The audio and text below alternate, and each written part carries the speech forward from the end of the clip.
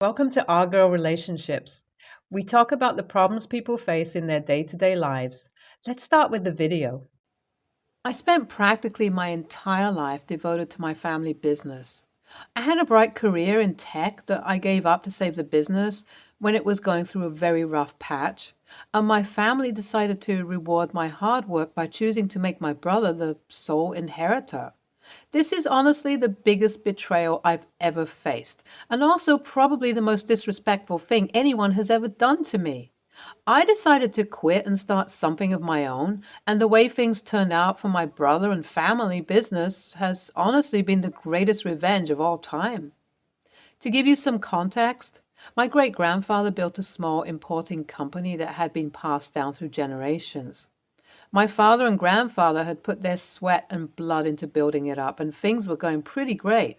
But when I was 24, a disaster fell on the family. My dad got into a terrible accident that caused significant brain damage. He was paralyzed for nearly 2 years, and it was up to me and my brother to take care of the business. My brother decided that he didn't want to have the responsibility and pretty much bailed.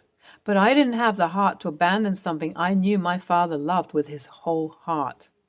My grandpa passed away when I was around 9 or 10 years old, and I knew he'd be heartbroken if no one in the family took up the responsibility. Back then, I had just started a tech job, and it was a pretty promising position. But I made the choice to leave it, and I still don't regret it. I've dedicated the best years of my life to this business, working hard to ensure that it succeeded and prospered. We're not a monumental success in any manner, but these are easily the most profits we've seen in decades. But all of my hard work went to waste when my brother, who had never contributed a single day's work to the company, inherited it. It came as quite a shock. My father passed away last month, and we discovered in his will that he had left almost the entirety of the company to my brother. I was still the CEO and would receive a great salary, but my brother was made the owner, and ultimately the decisions rested on his shoulders. I didn't expect it, and to be honest, it was extremely disappointing to say the least. I had put my heart and soul into the company, and my father's decision came as betrayal. I asked my mother if she had any idea about this, and she said that Dad had talked to her about this before he passed away. That was another shock to me. Their reason behind this was that my brother needs to learn about taking responsibility one way or the other, and having me guide him would be good for him. My mom tried to placate me, saying that I would still be making the same amount of money. Here's the thing, though, it's not about money. I think all my hard work has been disrespected by this decision, and I simply deserve better than this. I didn't want to be babysitting my brother and essentially taking the whole responsibility while he is the one who inherits it and get to be the chairman of the board. After a lot of thinking, I decided to quit the company. I didn't want to work a day with my brother, and I had quite a lot of savings to rely on for a while until I figured out my next move career-wise. I knew that with my experience and reputation, it wouldn't be particularly difficult to find a good position. So I wasn't worried about that. So I quit before my brother started work. Let me tell you about my brother now. Even as a child, he was lazy, irresponsible, and had a history of squandering his money on frivolous things. He loved splurging, but never even tried to put any effort into earning. Growing up, we were fairly well off, and he adopted that lifestyle without ever thinking of a way of paying for it. To put it bluntly, he took the money for granted. I've already mentioned how he refused to step up when my dad got sick and needed someone to take responsibility for the company. Regardless, at first, I was still hoping that he would try to fix his ways and take good decisions now that he was the sole inheritor. I tried to give him some, but he would always brush me off and say that he knew what he was doing. He was annoyed at me for quitting and told me pretty rudely that he could handle himself. It quickly became obvious that he didn't know what he was doing. He started to spend the company's money recklessly, hiring his friends for positions they weren't qualified for, and throwing lavish parties to impress them. Meanwhile, our customers were becoming increasingly dissatisfied. A few months into the job, my brother decided that it was time to expand into manufacturing. That had been my dad's dream, but I had delayed it on purpose due to a lot of complications. Guess my brother thought he was qualified enough to pull it off. Spoiler alert, he was not. Less than 6 months after I left, the business came crashing down, the products of such poor quality that they lost a ton of money without getting a single distributor. The company was hemorrhaging money, and my brother had no idea how to fix it. I knew about all this because it was common news, but then I started receiving calls and messages from some of the employees who had stayed on after I left. They were begging me to come back and help them save the company. At first, I was tempted to help out, but then I thought about how my brother had treated me and how he had squandered everything I had worked so hard for. I realized that he needed to learn a lesson, and I decided to sit back and watch the whole thing play out.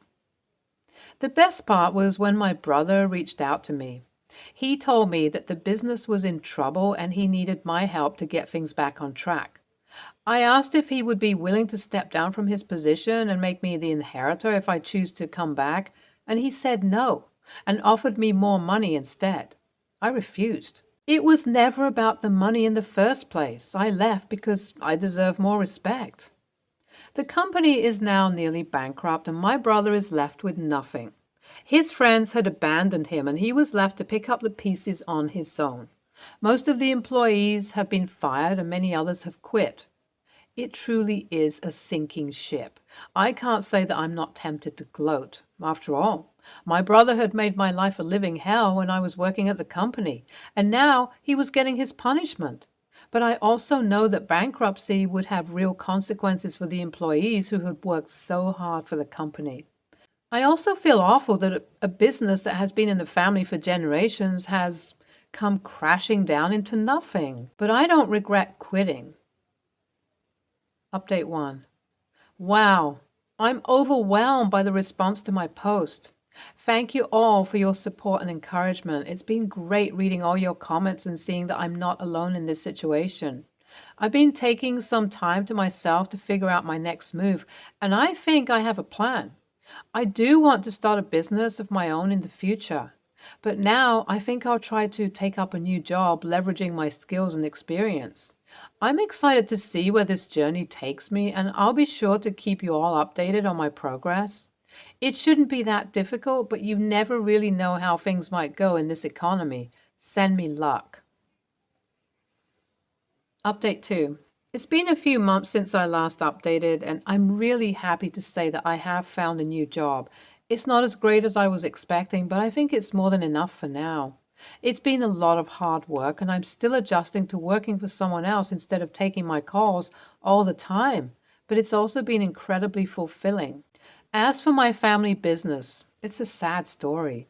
Many of you have asked about my brother and what he's been up to this whole time, and there isn't much to say. There's not much left of it now, and as far as I know, he's sold the company and is not doing well financially now. He had to sell his fancy cars and townhouse he bought. I don't know where he's living now, and I'm also not in touch with my mom.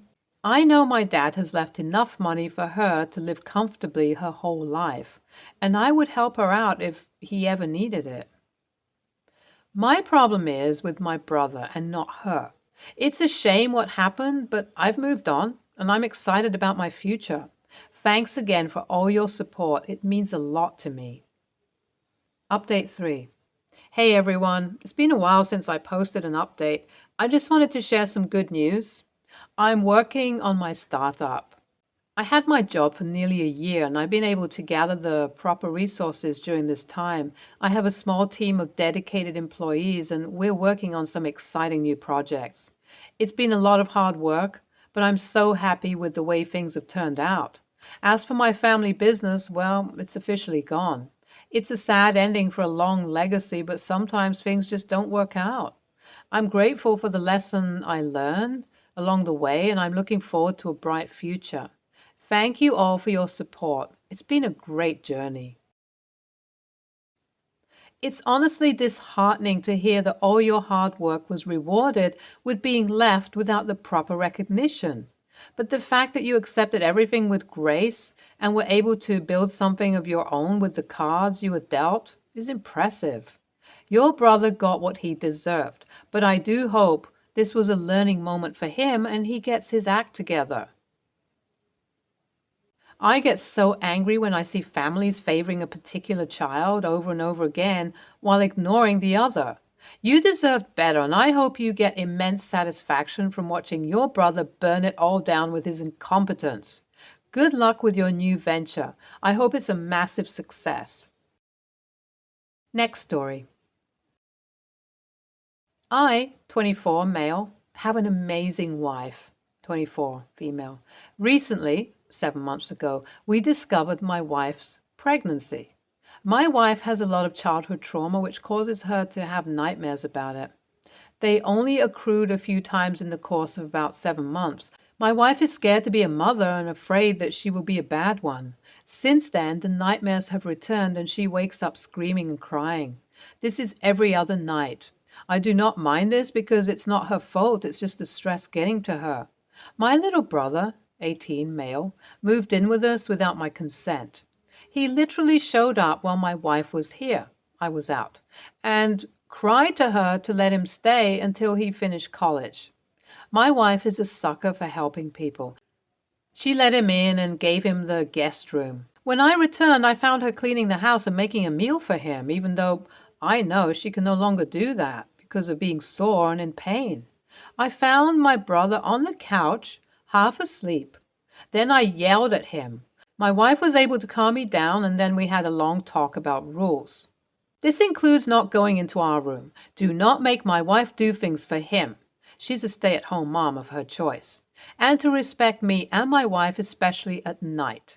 My brother agreed. That night, my wife had a nightmare, and my brother ran in asking if she was okay. I assured him it was just a nightmare and she was fine. At my wife's 8-month mark, the nightmares began to happen every hour, and my brother came in and screamed at my wife. If you're so afraid of pregnancy, you should have just aborted the frickin' thing. My wife looked shocked, and she began to cry, calling herself a bad person. I screamed at my brother. Mom felt the same way about you, yet here you are. He began to cry because me and him were never my mother's favorites. But my mother favors him. I told him to get the hell out of my house, and my wife tried to convince me to let him stay.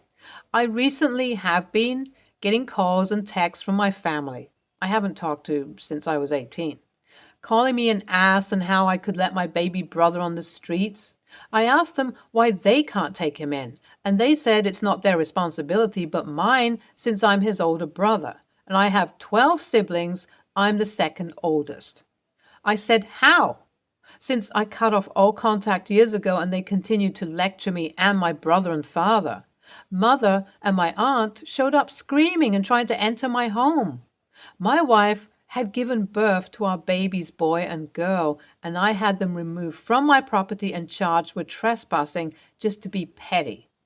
AITAH? Edit. Wow, I didn't expect to see so many comments so quickly, and I have been reading them all, though. I would like to address some comments about my wife's childhood trauma. My wife has gone to a lot of therapy over the years, and the nightmares stopped up until they began about at her 5.5 mark of her pregnancy. We spoke to her doctor about this, and they said it could be stress about being a mother, and since all the nightmares are mother-related. The nightmares did stop for a while, then they started up every hour. We got them to set control over time, and my wife gave birth to our children. Thank you so much. I'm so glad I'm not considered the AH, even though I do think I was kind of harsh. But at the same time, I feel I wasn't. NTA, I'm guessing you cut off contact with the family for a good reason, and he just showed up and has the gall to complain and say horrible things when he's a guest in your home. Kick him out and good riddance. NTA, your brother is an entitled brat. As someone who had a difficult pregnancy, your focus should be on your wife. She is very delicate right now, and your support will go a long way. You may not always get parenting right, but if you focus one day at a time, ask for help from your community, put your kids first and love them, you will be great parents.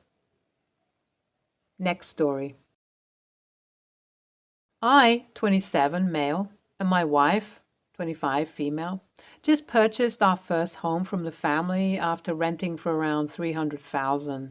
It's a 3-bedroom, 1 bath upstairs with an unfinished basement downstairs, which we're turning into a 2-bedroom with a 1.5 bath.